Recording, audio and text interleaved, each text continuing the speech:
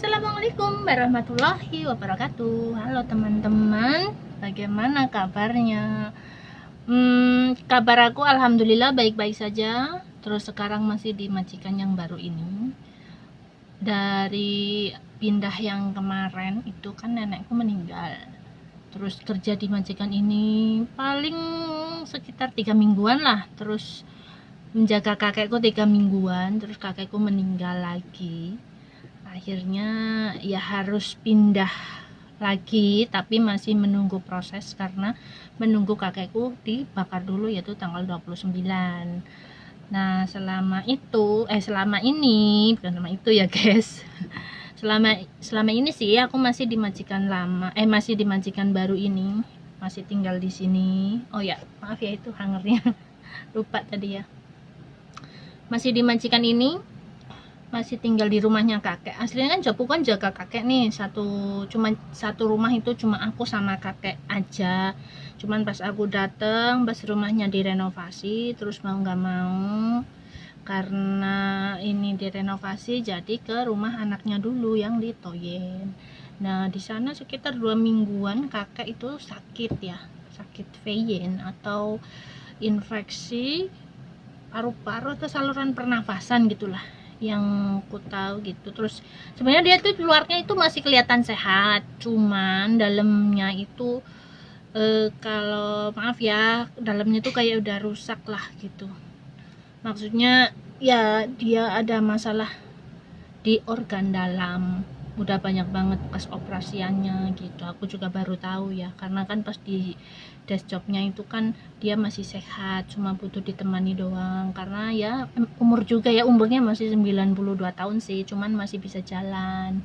Nah itu di sana sekitar 2 minggu dia sakit sesak napas, terus agak demam. Akhirnya dibawa ke rumah sakit lah ya untuk periksan gitu. Dia itu masih bisa jalan sendiri, umurnya 92 tapi masih bisa jalan sendiri. Nah udah di rumah sakit Toyen, tapi ya kebetulan dia tuh nggak bawa itu ya, kartu asuransinya ada di rumah sini nih, jadinya dari Toyen ke sini ngambil kartunya itu.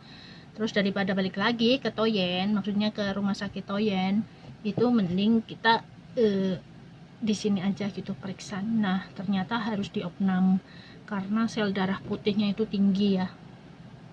Udah diopnam ya, kata dokternya ya karena itu sel darah putihnya tinggi itu kan akibatnya virus atau bakteri gitu. Itu dia disebabkan oleh virus atau bakteri gitu, itu yang menyebabkan sel darah putihnya itu terlalu tinggi gitu. Nah udah di opnam di rumah sakit, nggak ada perubahan ya. Maksudnya kalau makannya dia sih aku paksa, dia sih mau-mau aja ya, maksudnya aku paksa suruh makan gitu biar cepet sembuh gitu, dia mau-mau aja. Tapi yang nggak ada perubahan ada di pernafasannya, itu semakin berat. Nah keputusannya udah di situ udah seminggu nggak ada perubahan nih guys. Terus pernafasnya itu semakin berat. Akhirnya dokter menyuruh kakek untuk memasang alat bantu pernafasan, maksudnya itu sebagai ganti paru-parunya. Jadi paru-parunya tuh suruh istirahat, tadi itu pakai paru-paru buatan gitu, dimasukin selang dari mulut ke sini gitu kan. Tapi dia harus dalam keadaan tidur gitu, maksudnya dia ditidurkan maksudnya, jadi nggak sadar gitu loh guys. Lah udah dia mau, setuju, keluarganya setuju semuanya, terus dia langsung masuk ICU ya guys, karena dia baru pemasangan sekali gitu, jadinya nggak terlalu lancar ya, maksudnya nggak terlalu ya, pemasangan itu nggak terlalu smooth lah, lancar gitu. Jadi dipasang terus dia masuk ICU, koma ya, malahan dia koma, maksudnya nggak sadarkan diri.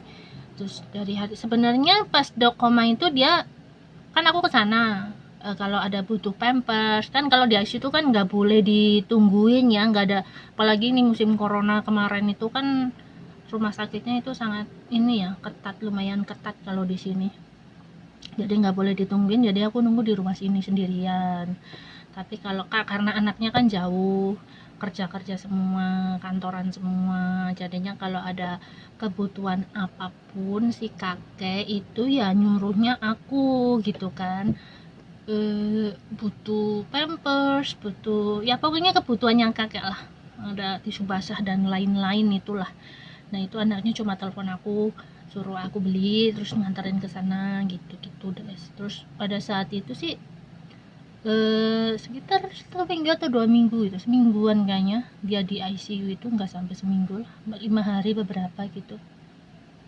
Ya ding, sekitar nggak nyampe seminggu lah, seminggu kurang gitu. Aku disuruh ke sana. Hari Minggunya tuh aku udah ke sana. Terus itu dia pergi hari apa ya? Coba. Hari Kamis tanggal 5 ya. Nah, hari Minggunya itu aku tuh udah ke sana. Karena apanya itu yang kurang gitu. Soalnya aku beliin ke sana, aku anterin, terus aku pulang. Terus ya di rumah juga aku bukannya nganggur ya guys, cuman di rumah itu ya aku beres-beres rumah karena kan habis direnov ya rumahnya ini kan, habis direnovasi, jadi beres-beres rumah ya. Ya gitulah kerjaannya, beres-beres rumah dan ini itulah, sebenarnya juga nggak nganggur juga. Nah terus tanggal 5-nya itu tiba-tiba anaknya tuh datang, yang dari Toyin tuh datang, terus telepon aku, suruh aku ke rumah sakit gitu. Maksudnya tanggal 5-nya itu, tanggal 5-nya nyuruh aku ke rumah sakit. Terus kirain kenapa gitu, biasanya kan dia ngobrol sama aku ya, dia itu ya mungkin agak tegang. Terus aku tanya kenapa, kan kemarin aku baru kesana gitu kan. Terus anaknya bilang kakeknya ini ada masalah sedikit gitu. Aku nggak tahu itu masalahnya apa, Yuda datang aja, karena yang pegang kartu rumah sakitnya bisa masuk itu kan aku kan, jadinya aku harus ikut gitu. Masuk ke sana, terus aku kan di ICU itu nggak boleh kebanyakan orang ya guys, jadinya anaknya yang masuk duluan. Aku nunggu di ruang tunggu di luar gitu lah. Saat aku menunggu anaknya, maksudnya biar aku bisa masuk atau enggak gitu, nunggu di situ, tiba-tiba anaknya tuh keluar nangis-nangis, telepon kakaknya yang nomor 1 kan, nangis-nangis, katanya ayahnya tuh udah nggak sadar gitu, nggak sadar. Terus aku kan bingung ya guys ya, karena aku tuh kalau lihat orang nangis tuh aku bingung sendiri gitu, maksudnya bingung. Terus aku nggak tahu juga mau ngapain, terus aku cuma menenangkan anaknya doang. Kenapa, aku tanya kenapa, katanya kakaknya udah nggak sadar gitu gitulah. Terus aku disuruh pulang dulu. Pulang itu ngambil baju yang biasanya dipakai sama kakek. Nah kalau udah sampai kayak gitu tuh biasanya aku udah tahu ya, oh ini berarti kakeknya udah 1% lagi gitu ibaratnya guys, karena orang Cina biasanya kan begitu ya, karena udah pengalaman yang dulu juga ya, yang di itu yang amaku juga itu juga kayak gitu, suruh ngambil bajunya gitu. Terus aku pulang itu kan masih dalam keadaan koma ya, maksudnya nyawanya masih ada gitu walaupun cuma berapa persen gitu kan. Terus aku pulang, baru turun dari bis tuh. Terus anaknya yang nomor 1 itu nge-line aku ya, ngechat di line.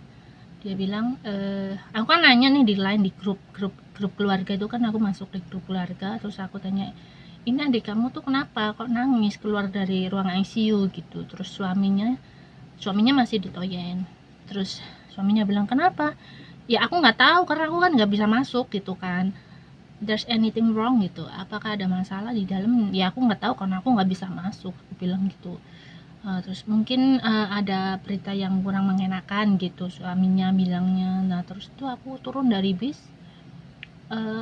kakaknya itu dia bilang he's gone gitu katanya, dia udah meninggal gitu, maksudnya kakeknya ya. Terus aku ya kaget lah ya, maksudnya karena kan waktu beberapa hari aku kesana, susternya bilang kemajuannya lumayan baik, maksudnya kakaknya udah bisa merespon gitu kan, maksudnya pelan-pelan udah bisa merespon, walaupun belum bisa membuka mata, tapi dia kalau diajak bicara dia bisa menggerakkan tubuhnya gitu, anggota badannya lah gitu. Makanya dia bisa mendengar tapi dia nggak bisa buka mata, belum bisa buka mata gitu. Nah terus dikabaran gitu, ya udah aku tetap ngambil baju terus ke sana lagi. Terus aku juga ke sana, masuk ke ruang ICU gitu, karena udah nggak ada kan boleh ya masuk, keluarganya itu boleh masuk, termasuk aku boleh masuk. Terus ya aku walaupun cuma jaga sebentar gitu ya guys, cuman kakaknya itu kan baik banget ya sama aku ya, nggak tau lah ya, maksudnya baiknya itu ya, aku tuh makan itu dia tuh nggak pelit, anaknya juga baik-baik banget ya guys, cuman ya mungkin jodohnya cuma sampai segini gitu, maksudnya jodohnya kerja di sini cuma sampai segini ya, mudah-mudahan dapat majikan yang lebih baik lagi dari ini gitu ya guys. Masuk terus aku minta maaf sama kakek, maksudnya maaf kalau aku selama aku kerja jagain kamu aku kurang baik sama kamu, aku ada salah sama kamu.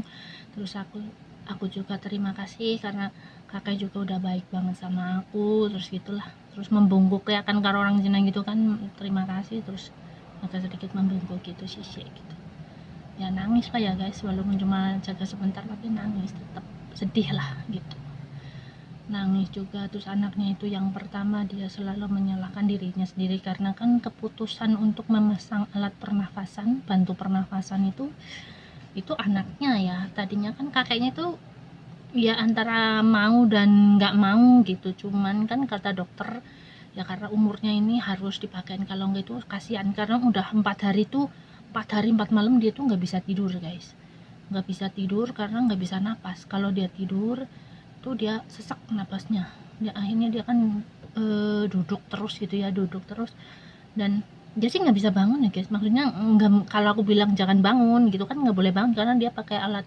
itu apa, oksigen gitu ya, sama alat jantung itu kan, detak jantung ya, dia nggak bakal bangun. Cuman kan aku juga bilang sama anaknya itu, ini ayah kamu udah 4 hari 4 malam nih dia nggak tidur gitu kan, kasihan gitu, dia pengen tidur tapi nggak bisa tidur karena napasnya yang sesek.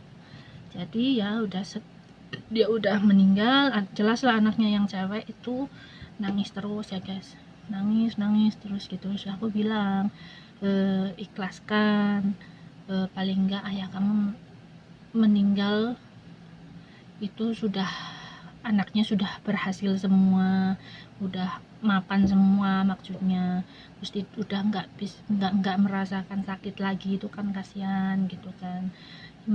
Emang sih mengikhlaskan itu nggak gampang ya guys, cuman kita yang masih hidup ya cuma bisa mendoakan, ayo semangat ya, 1 hari 2 hari anaknya itu masih nangis terus gitu ya guys. Terus tapi pelan-pelan sekarang sudah bisa menerima, sudah nggak nangis-nangis lagi gitu, udah bisa ketawa gitu. Terus ini kan nanti tanggal 29 mau dibakar, anaknya pada pulang nih, aku nih di rumah ini sendirian guys, sendirian ya, sendirian karena mereka udah punya rumah masing-masing, cuman kalau kesini cuma kalau ada urusan. Kalau anak yang cewek itu kadang Sabtu Minggu itu di sini nemenin aku gitu ya.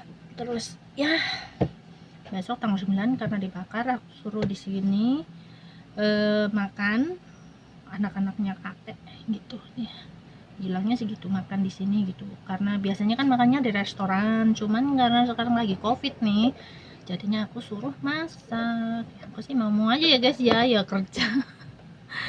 Ini juga selama ini aku cuma makan tidur di drakor, YouTube dan lain-lain gitu, TikTok dan lain-lain lah gitu ya guys ya.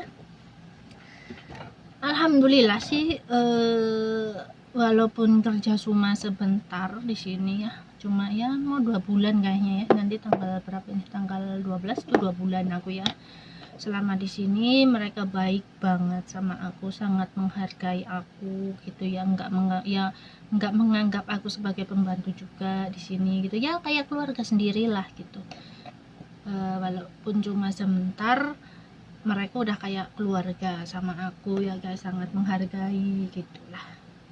Jadi ya begitulah ya, mudah-mudahan doain aja ya guys, mudah-mudahan besok kalau udah pindah dapat majikan yang baik lagi, yang pasiennya baik juga, terus yang betah juga, terus daerahnya yang enak juga, yang kemana-mana deket. Yang terpenting sih majikan baik, menghargai kita ya sebagai penjaga lansia, terus pasiennya juga mau diatur, nggak rewel gitu kan, terus nggak begadang yang mungkin ya, mudah-mudahan kan namanya harapan lah ya, harapan boleh-boleh aja, cuma berdoalah sama yang di atas, mudah-mudahan dipertemukan dengan majikan-majikan yang baik lagi gitu. Karena 2 majikan aku itu, yang pertama itu yang kontrak pertama ya, yang 3 tahun itu baik sama aku, alhamdulillah, walaupun keluarganya itu banyak ya, satu rumah itu sekitar 15 beberapa gitu, banyak lah pokoknya itu baik, mereka juga baik semua, kayak aku kayak temen gitu ya.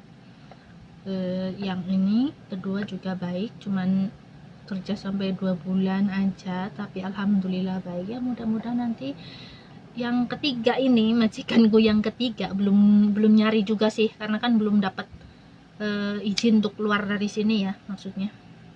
Mudah-mudahan baik juga, doain ya guys. Udah ya, mudah-mudahan baiklah semuanya, kalian sehat-sehat ya guys ya. Lagi musim corona, Taiwan lockdown. Tapi sekarang sih enggak itu ya, masih, maksudnya kegiatannya banyak yang work from home, maksudnya nggak ke kantor, anak-anak nggak sekolah juga gitu ya. Tapi kalian sehat-sehat, jangan keluar rumah. Kalau nggak penting-penting banget itu mending di rumah aja guys, beneran. Kalaupun harus keluar rumah harus pakai masker. Pulang keluar rumah jangan lama-lama ya guys, jangan banyak interaksi sama orang gitu. Kalau keluar kepentingannya apa ya langsung pulang aja. Terus jangan lupa cuci tangan, terus jangan lupa pakai masker dan sanitizer ya, alkohol itu guys.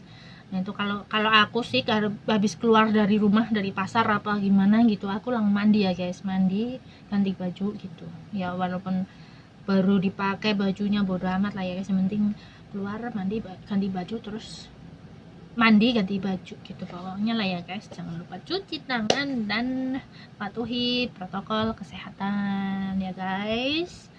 Terima kasih semuanya, mudah-mudahan kalian sehat-sehat di situ, jaga kesehatan, dan mudah-mudahan kita semua diberi kesuksesan ya guys, dan kelancaran dalam mencari rezeki, amin. Oke guys, segitu aja ya, terima kasih. Assalamualaikum warahmatullahi wabarakatuh. Stay safe and stay healthy. Bye bye.